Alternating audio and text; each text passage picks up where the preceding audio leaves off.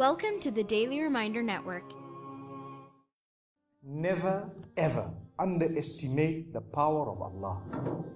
You know, there was a sheikh who mentioned this in Saudi Arabia, and there was a doctor that visited him from Pakistan and told him a story that happened to him. So he says, what happened to me, he says, the doctor who's speaking is a top neurologist, one of the top doctors in Pakistan, or, you know, a very, very good doctor, very hard to meet. It's said that perhaps you would have to wait months on end before you can get an appointment to see him.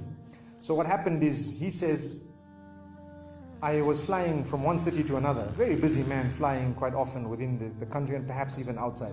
And he says, suddenly the clouds built up. Huge clouds, and the lightning started striking, and it started pouring, and there was lots of turbulence, and one of the engines was struck and it was damaged. So we had to land. And so what happened is, the landing was at a nearby little airport or a little strip and so on.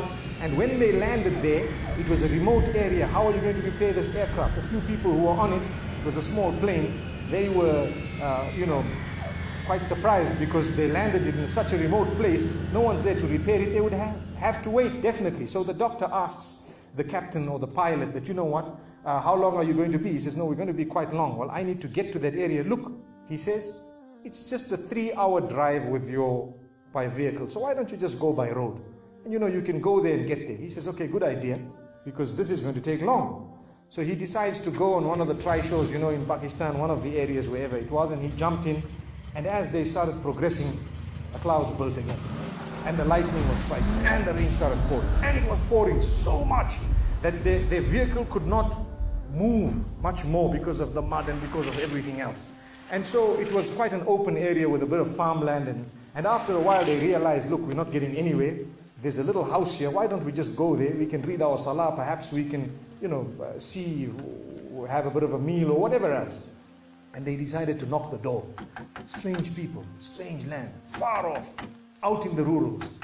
And so he knocks the door, and he's got his little bag and everything, and he walks in. An old lady happened to answer the door after a while, and they spoke to her saying, look, this is what has happened, and we're going from so-and-so to so-and-so, and we just want a place, we want to read salah and so on. And she said, no problem, you can come in. She had a little musalla, a little sajjada, and she had a little baby on the side, or not a baby, but a child.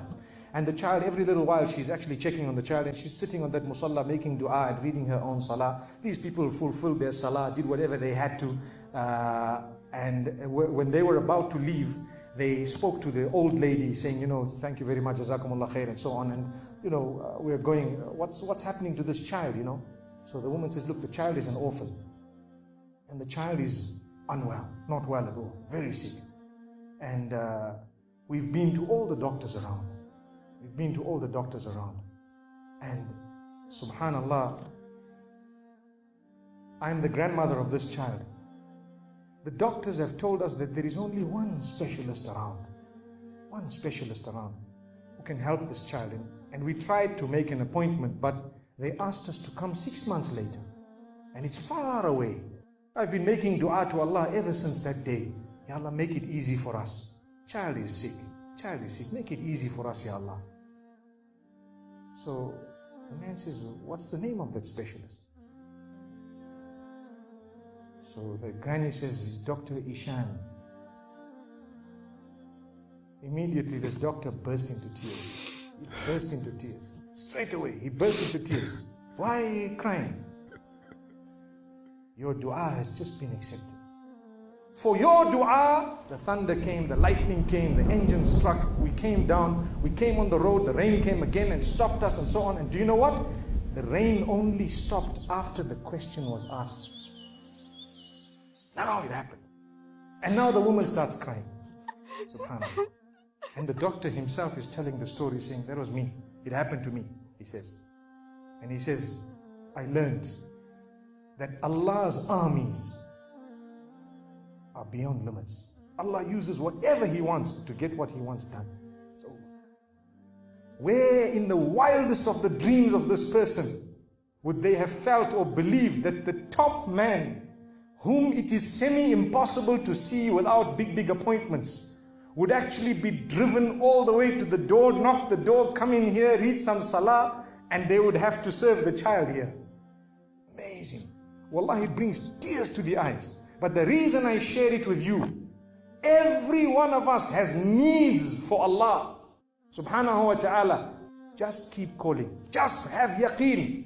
Have conviction. If it is meant, it will definitely come in your direction. You know, we use the term by hook or crook, but I don't want to use that today.